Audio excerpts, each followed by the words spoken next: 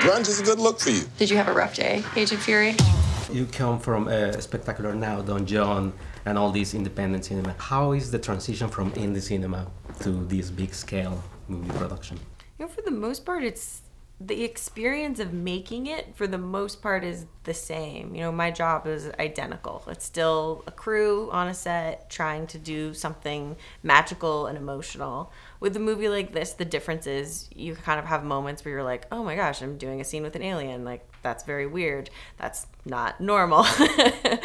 But other than that, it really feels the same. I think trying to think of it, I tried to put as much thought and care into this as I did on Room. You know, tried to think of it as the same thing. It's the same job. It's a little different, but it's pretty much the same. And also, this phase 3 of Marvel, it has young directors such as the Spider-Man director who did Cop Car, and also Anna Boden and Ryan Fleck who did Half Nelson and this Captain Marvel. Why do you think it's Marvel attracted to this independent cinema?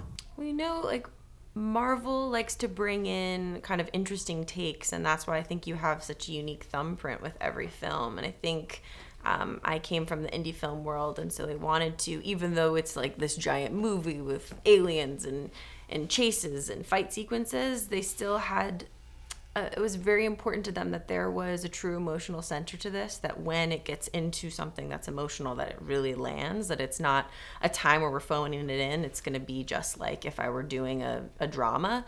So that's what they're looking for, I think, with these different directors, is for them to kind of bring in that thing that is innately them into something that's like so big. You know how to fly this thing? We'll see. That's a yes or no question. Yes.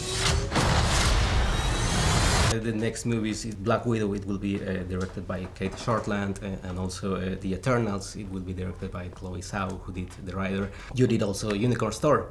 Do you see yourself like directing sooner a movie by Marvel? Oh, by Marvel? I mean, I'm not at the point in my life where I'm going to tell myself, like, no, I can't do anything. So see how it goes. I just wait for other people to tell me that I can't do something. On Twitter, you put a quote from Virginia Woolf that says, "Growing up is losing some illusions in order to acquire others. As an actress, what are your new illusions?" My new illusions? Yes. Oh, I don't even know what they are, because they're illusions at this point. But I think part of my job, and one of the things that I'm so interested in, is I get the opportunity to sort of reinvent myself constantly. Every time I'm playing a character, it's like auditioning a new version of myself. And so I get to play out different identities, and then at the end of every movie I take the time to sort of like sort it out and go, which pieces of this do I want? And I will say that Carol was the character that I wanted to keep the most of. I was like, I think I'll just try to stay more like her than myself, because she really is an incredible character. How does it feel to be part of a generation of actors and actresses that form this Me Too movement and Time's Up that is changing Hollywood? Well, hopefully we're just trying to clean up. Time's Up is just trying to clean up their own backyard while also uniting with other industries across the globe. So hopefully we can set an example that helps others, because it's time, you know, it's overdue at this point. So it feels good that we're at this point where we're not just screaming into the void anymore.